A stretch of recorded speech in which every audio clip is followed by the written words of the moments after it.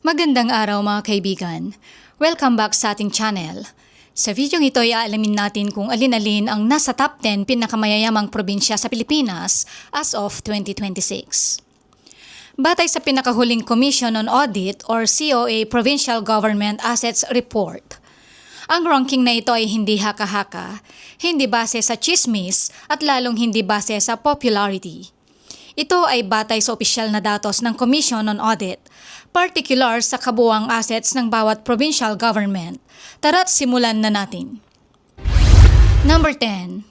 Pampanga. Sa ika-10 pwesto ay ang Pampanga, isang probinsyang hindi lang kilala bilang culinary capital of the Philippines, kundi isa rin sa mga may pinakamatibay na lokal na ekonomiya sa Luzon. Malaki ang ambag ng Clark Freeport Zone na nagsisilbing sentro ng negosyo, logistics, aviation at international trade, kung saan maraming dayuhang kumpanya ang namumuhunan. Bukod dito, malakas din ang turismo, real estate at retail sector ng Pampanga na sinusuportahan ng maayos na infrastruktura at lokasyon nito malapit sa Metro Manila. Ang kombinasyon ng modernong industriya at tradisyonal na kalakalan ang dahilan kung bakit nananatili itong kabilang sa pinakamayayamang probinsya ng bansa. Number 9. Negros Occidental. Sa ika-9 na pwesto ay ang Negros Occidental na matagal nang kilala bilang sugar capital of the Philippines.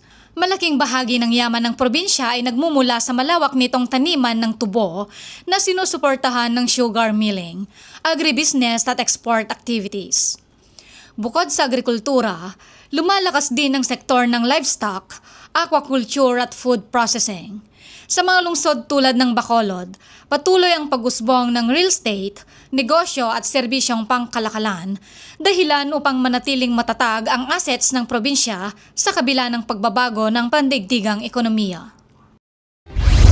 Number 8. Bukidnon. Pumapangalawa sa Mindanao sa listahan, ang Bukidnon ay nasa ika-8 pwesto at itinuturing na isa sa pinakamahalagang probinsya pagdating sa seguridad sa pagkain ng bansa.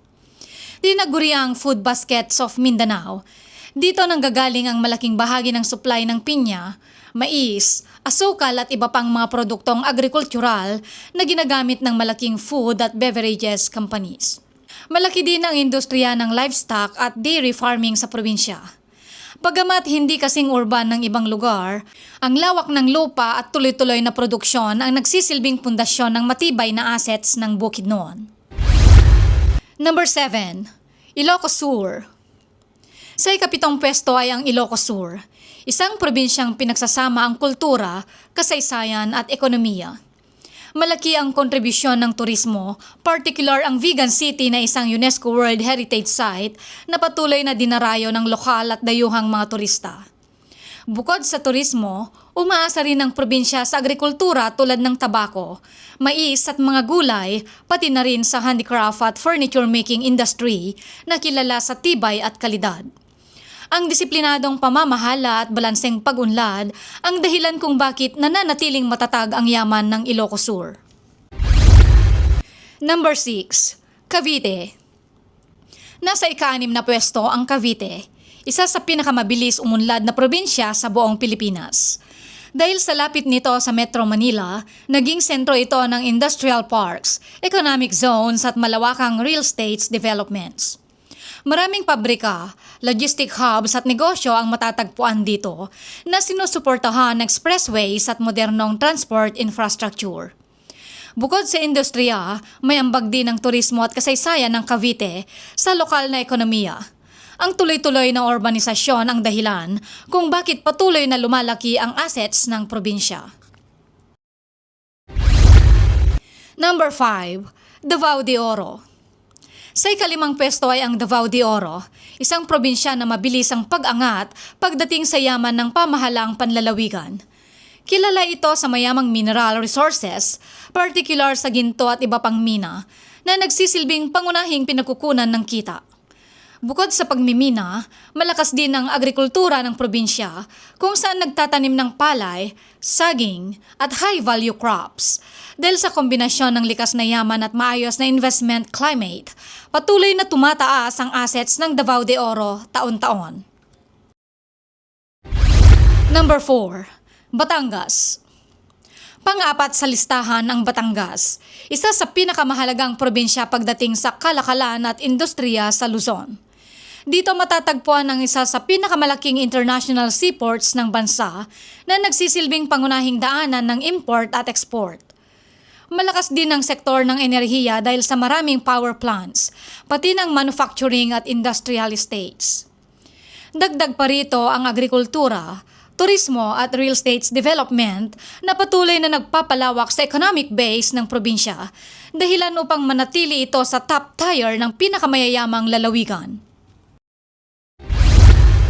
Number 3, Camarines Sur. Sa ikatlong pwesto ay ang Camarines Sur, ang pinakamayamang probinsya sa Bicol Region. Malaki ang ambag ng turismo, particular ang mga beaches, island destinations at adventure parks, habang nananatiling matatag ang agrikultura at pangingisda. Ang Naga City ang nagsisilbing sentro ng edukasyon, kalakalan at serbisyo na humihila pataas sa buong ekonomiya ng probinsya. Dahil sa balanseng kombinasyon ng rural at urban development, patuloy na lumalakas ang assets ng Camarines Sur. Number 2, Rizal. Pangalawa sa listahan ang Rizal Province na isa sa mga pangunahing beneficiary ng paglawak ng Metro Manila. Dahil sa tuloy-tuloy na paglipat ng residential communities, industrial parks at commercial centers, mabilis na tumaas ang yaman ng probinsya. Maraming negosyo ang pumipili sa Rizal dahil sa mas mababang gastos kumpara sa Metro Manila, ngunit may direktang akses pa rin sa pangunahing merkado. Ang mabilis na urban development at pamumuhunan ang nagtulak sa Rizal upang maging ikalawang pinakamayamang probinsya sa bansa. Number 1, Cebu. At sa unang pwesto ay walang iba kundi ang Cebu, ang pinakamayamang probinsya sa Pilipinas as of 2026. Malaki ang lamang nito sa iba pagdating sa kabuuang assets na umaabot sa daang-daang bilyong piso. Ang ekonomiya ng Cebu ay pinapatakbo ng manufacturing, export industries, shipbuilding, IT BPO, real estate at world-class tourism. Bilang Queen City of the South, nagsisilbi itong pangunahing sentro ng negosyo at kalakalan sa Visayas at Mindanao, dahilan upang patuloy nitong hawakan ang titulo bilang pinakamayamang probinsya sa Pilipinas. At ayan na ang top 10 pinakamayayamang probinsya sa Pilipinas as of 2026. Batay sa opisyal at audited na datos ng Commission on Audit. Ipinapakita ng listahang ito na hindi lang iisang rehiyon ang umuunlad, kundi maraming probinsya ang unti-unting nagpapalakas ng kanilang ekonomiya at pamamahala. Kung may probinsyang nakakagulat para sa iyo o kung may probinsyang sa tingin mo ay aakyat pa sa mga susunod na mga taon, sabihin mo lang sa comment section, kaibigan. Gusto rin naming marinig ang iyong opinyon. Maraming salamat sa panonood at hanggang sa muli.